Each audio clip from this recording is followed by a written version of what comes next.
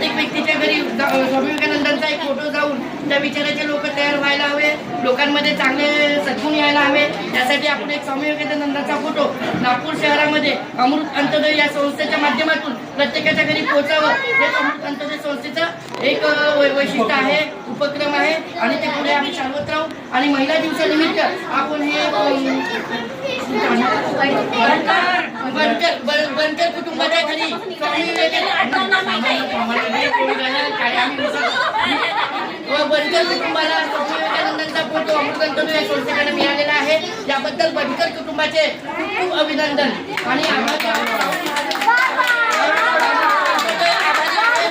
सातत्याने अशा गोविंदानी आणि संस्कारी जे मुलं वगैरे सगळे होत आहे, त्याच्यामुळे पुढे यांना पुढे अशाच याच वाटचालीत हे जे संस्कार जे हे देत आहे, सगळे आईचे संस्कार सुनाला मुलाला सगळ्याला आणि नातवांना सुद्धा मिळत आहे, हे पुढे तसेच चालत राहो। ही सगळं आपले गौतम बुद्ध चरणी आपण प्रार्थना करतो आणि आपण स्वामी विवेकानंद चरणी प्रार्थना करतो।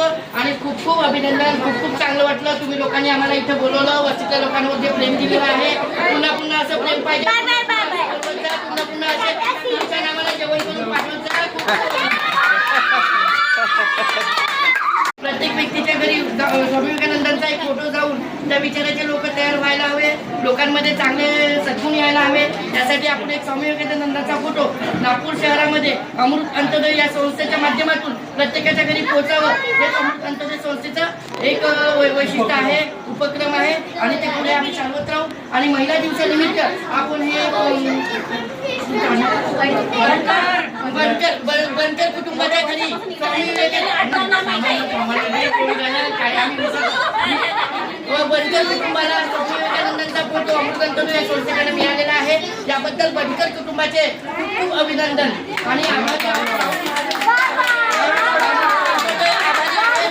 सातत्याने अशा गोविंदानी आणि संस्कारी जे मुलं वगैरे सगळे होत आहे, त्याच्यामुळे पुढे यांना पुढे अशाच याच वाटचालीत हे जे संस्कार जे हे देत आहे, सगळे आईचे संस्कार सुनाला मुलाला सगळ्याला आणि नातवांना सुद्धा मिळत आहे, हे पुढे तसेच चालत राहो।